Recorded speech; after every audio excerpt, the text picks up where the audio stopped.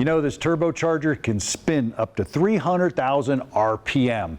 If your motor's not right, the intake, exhaust, or the turbocharger's not right, bam, it's going to look like that one right there. And you don't want that. Welcome to this AMSOIL Tech Tip. We're talking about turbochargers, but more importantly, turbocharger failure. What's going on? Well, you want to make sure you check the intake side of the turbocharger. A lot of times that's the majority of the problems. We either have a dirty air filter or we're sucking something up in there.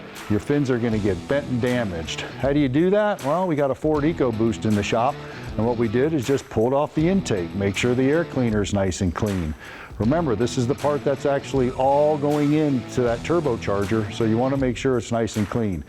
Take your ports, make sure you don't have any looseness or any air escaping into there. Go around all the way. Remember, it's a twin turbo, so follow both sides down to the turbocharger and make sure everything's intact and there's no problems.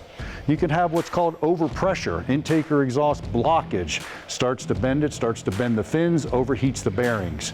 You can have what's called overspeeding, whistling noise, loose air or leaking air coming in, wastegate problems. Too much speed, it's going to spin too fast and end up damaging all the fins or come apart. You can actually have it tuned with too much boost and do the same thing.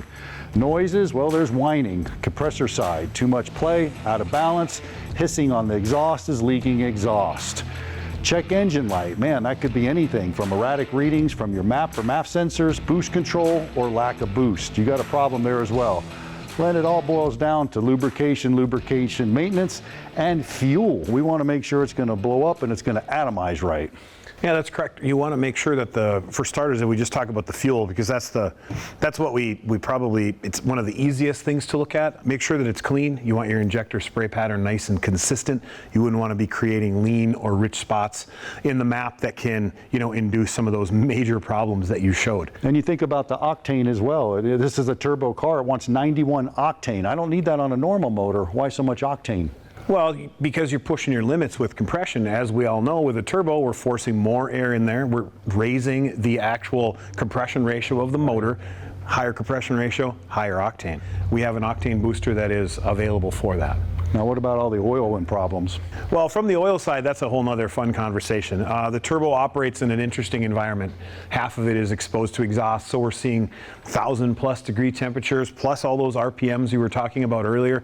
The key there is oxidation control. The oil gets so hot that it has tendency to oxidize, and that's when the oil kind of reverts back or kind of mixes together and turns into something that maybe you could patch a driveway with, but you don't want to lubricate your engine. Yeah, it's called coking. It's not a good thing. Now, you don't want your turbocharger to end up like that. With proper maintenance, you can avoid this. For all your maintenance needs and all your maintenance products, just visit amsoil.com.